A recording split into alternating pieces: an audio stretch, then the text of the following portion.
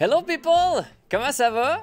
Salut! On est présentement en compagnie de Valérie et Alex de Prêt pour la route. Salut tout le monde! On est en attente présentement pour notre conférence Nomad Talks qui se passe ce soir. T'es-tu nerveux, Alex? Comme d'habitude. Là, jugez pas mon micro, OK? Dans le fond, c'est juste que niveau son, c'était plus facile comme ça. Je me sens en fait comme... c'est qui, là, le gars, là, Infoman? Jean-René Dufort? Ouais. Il y a un micro de même? Lui? Ben, il y a comme un micro Superman, là. Ouais. Ah, ouais. Je me sens un peu comme un journaliste, dans le fond. Alright, fait que la raison pour laquelle on est les quatre ensemble présentement c'est pour répondre à vos questions. Vous nous avez posé des questions sur les réseaux sociaux. Dans le fond, on vous a demandé de nous poser des questions, puis on en a reçu quand même quelques-unes. Fait qu'on va se faire un plaisir d'y répondre live. Puis on commence avec une question qu'on a reçue sur la page de PPLR. Ouais. Je sais que vous aimez tous votre mode de vie nomade, mais s'il y avait une chose à nommer qui vous manque de votre vie sédentaire, qu'est-ce que ce serait? Ouh, bonne question. Qui veut se lancer en premier? Val? MJ? OK, moi, je vais y aller. Moi, je pense que, honnêtement, c'est juste d'avoir une vie sociale. Je trouve qu'on est quand même souvent les deux, que j'adore. MJ, c'est ma meilleure amie. Mais, veux pas, les gens avec qui on avait l'habitude de se tenir les vendredis, samedis soirs à l'époque, ben c'est fini. Cette époque-là est terminée. Mais, quand même, on a eu la chance de rencontrer des nouvelles personnes virtuellement. Puis je parle ici, évidemment, de vous autres.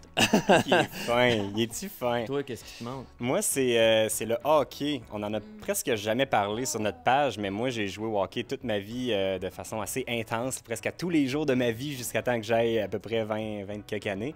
Puis même encore là, mes chums, on a encore toute la même équipe de ligue de garage depuis quasiment une dizaine d'années. Puis c'est pas mal ça qui me manque le plus, les games de hockey puis la petite bière après. Mais jouer au hockey, là, c'est-tu un peu comme faire du vélo? Genre, même si tu remettais tes patins là, tu serais aussi bon que les gars? Étonnamment, ça n'a pas été si pire. L'année passée, quand on est revenu, j'ai joué un petit peu à l'automne, puis ça allait quand même bien. Je m'attendais à être vraiment rendu poche, puis finalement, j'étais encore capable de scorer des buts. Je sais pas, Val a souri un peu, je sais pas. Non, il a raison. Il a vraiment raison. C'est vrai, il est super bon. Fait que... Toi, il te manque quelque chose? Ouais, ben moi, ce qui me manque, c'est quand on revient de voyage. Ce que je trouve, c'est qu'on n'a pas de pied à terre. Tu sais, on se retrouve à être dépendant de nos familles, de nos amis, à aller chez eux. Donc, je trouve que c'est ça qui nous manque, là. Un petit chez nous, mais dans notre roulotte. Bon, c'est rendu à mon tour. Moi, il me manque une routine alimentaire. C'est bon, ça. Parce qu'on est tout le temps on the go. Puis c'est dur d'avoir une routine de comme être capable de bien manger nos bons repas puis tout. On prend tout le temps n'importe quoi qu'on a sous la main. Puis ça m'énerve. Puis c'est cette routine-là que ça me manque. Mais tu sais, ça me manque aussi de faire du sport. Puis ça me manque aussi de voir ma famille. Là. Tout ça, mais ça avait déjà été dit. Fait que je trouve autre chose. OK, prochaine question. Quand est-ce qu'on en parle pas juste en rêve et objectif, mais que les deux, on se dit go et comment on se prépare à ça? Fait que j'imagine c'est de tout quitter pour vivre une vie de nomade. Comme nous, ça nous a pris genre 3 mois de discussion. Puis un moment donné, il n'y a pas vraiment d'élément déclencheur qui fait qu'on le fait. C'est juste comme, OK, on le fait, OK, on le fait, OK, on le fait. Puis après ça, je pense que le premier move pour nous, ça a été de dire à nos employeurs qu'on quittait nos jobs, puis comme donner une lettre de démission. Pour nous, ça a été ça. Mais d'acheter un billet d'avion aussi, c'est un peu... un peu le trigger pour nous que ça l'a fait parce qu'on a fait comme OK, on a un billet d'avion dans les mains, fait que c'est sûr qu'on s'en va. OK.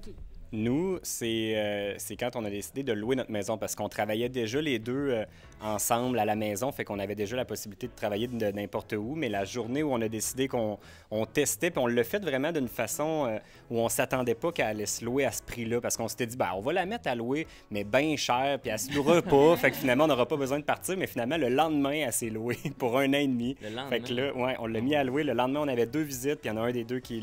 en fait, les deux la voulaient, on a choisi dans les deux qu'on voulait.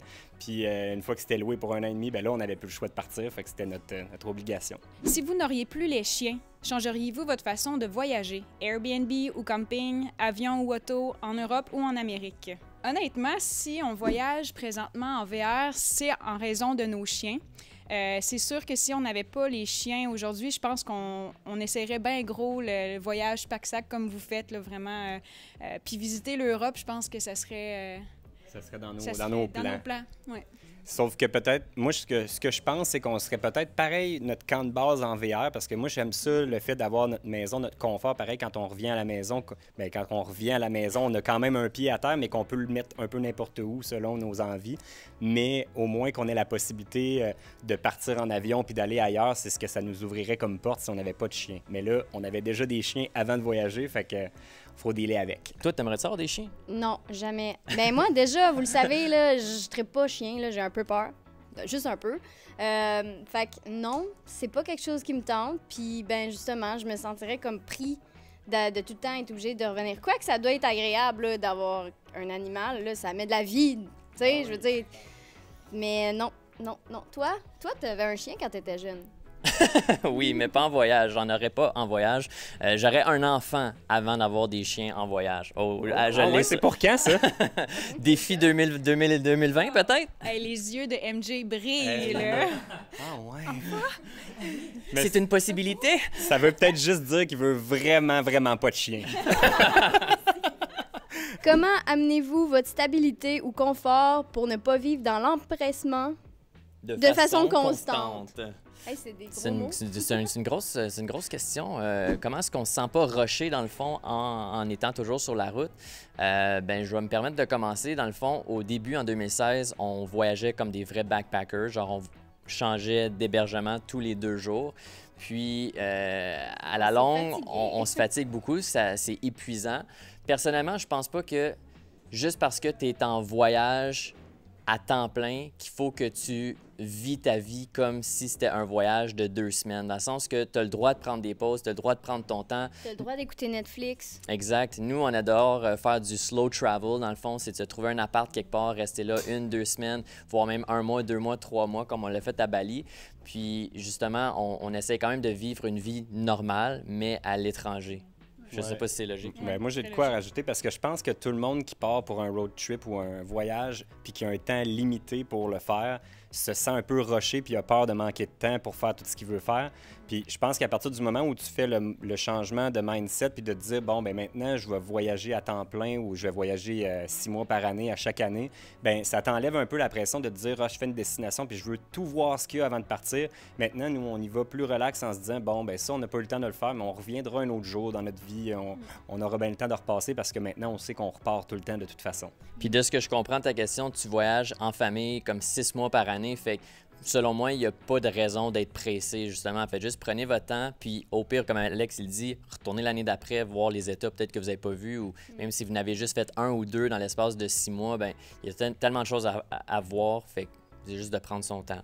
Puis justement, on ne devient pas fatigué non plus. Puis je trouve qu'après un bout aussi, quand tu es tout le temps en train de découvrir des nouvelles choses, à un moment donné, tu te lasses un peu, puis à un moment donné, tu es comme, oh, ça me tente pas d'aller en voir une autre chute, ça me tente pas d'aller faire une autre randonnée, tu sais.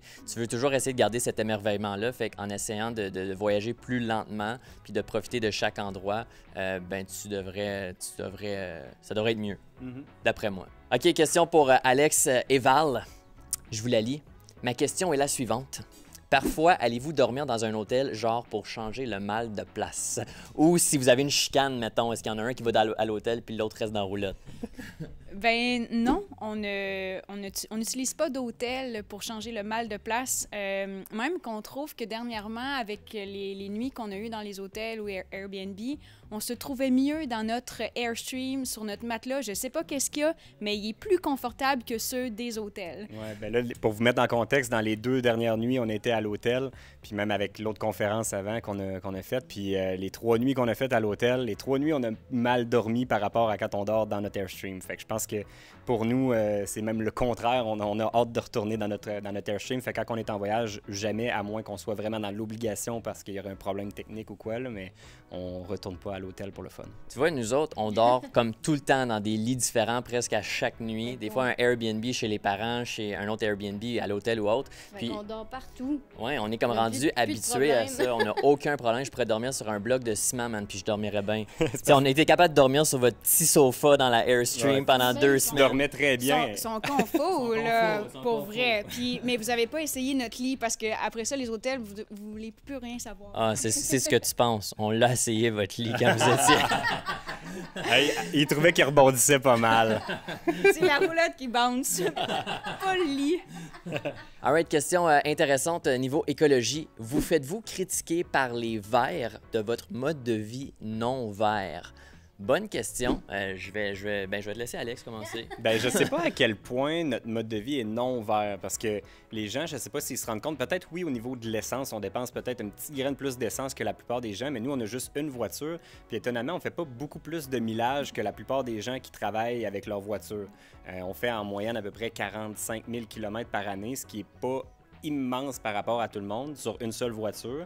Puis, tout le reste de notre mode de vie est beaucoup plus économe en étant dans une roulotte. On économise sur l'eau, l'électricité avec nos panneaux solaires. On essaie de réduire le plus possible les déchets parce qu'on a vraiment une petite poubelle et on n'a pas de place où mettre nos vidanges souvent. Fait que c'est souvent compliqué. Ça a l'air de rien, mais aux États-Unis, c'est compliqué de trouver des poubelles. Fait qu'on essaie vraiment de minimiser. Les vêtements aussi, on est très limité. Mais je pense qu'on est comme vous sur les vêtements. On réutilise tout le temps ce qu'on a, puis on n'achète rien. On consomme beaucoup moins. Fait que je pense que peut-être du côté essence, on est peut-être pas très vert, mais pour tout le reste de notre vie, on est quand même plus vert, je pense, que bien des gens qui habitent dans une maison. Puis nous, ben c'est certain qu'on prend l'avion, évidemment, puis ça, on le sait que, bon, c'est pas hyper écologique.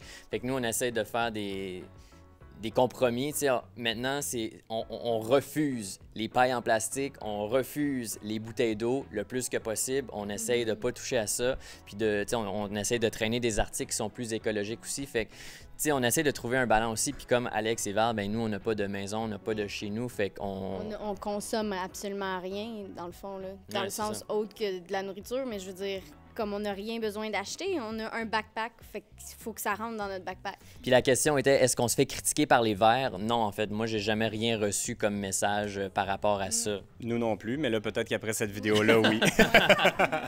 On en fait une petite dernière? On en a-tu une petite dernière? Lorsqu'Alex a proposé à MJ de partir en voyage à long terme et que MJ n'était pas convaincu du projet, étiez-vous déjà en couple à ce moment ou deux simples collègues de travail? Collègue, c'est mon collègue! C'est ma sœur collègue.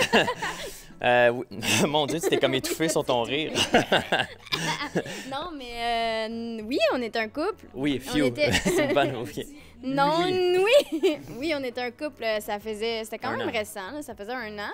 Fait que ça a pris 3 mois pour la convaincre à quitter nos vies. Mais oui, ça faisait 1 an qu'on sortait ensemble et ça faisait 2 ans, 3 ans de plus qu'on était amis avant. Fait que ça faisait un bout qu'on se connaissait puis qu'on était plus que des amis éventuellement.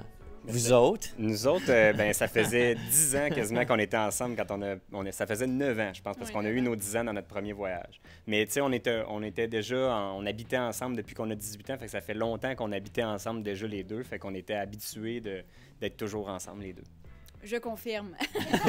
All right, guys, that's it. Ça complète notre Q&A. Merci beaucoup pour vos questions. Ça nous fait toujours un plaisir d'y répondre. Fait que laissez un like sur la vidéo sur notre page si ce n'est pas déjà fait. Puis dans les commentaires, dites-nous, vous autres, qu'est-ce qui vous attire au mode de vie de nomade. All right, on se revoit la prochaine fois. Ciao! Salut! Bye. Tu disais pas bye? Dis salut! Salut!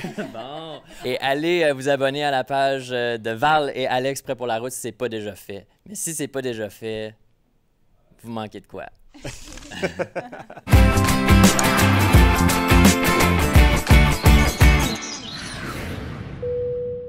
Ah, puis allez vous abonner à la page d'Alex et MJ. Alex et MJ, c'est nous autres, ça. Il fait de l'auto-promo. Je me reprends.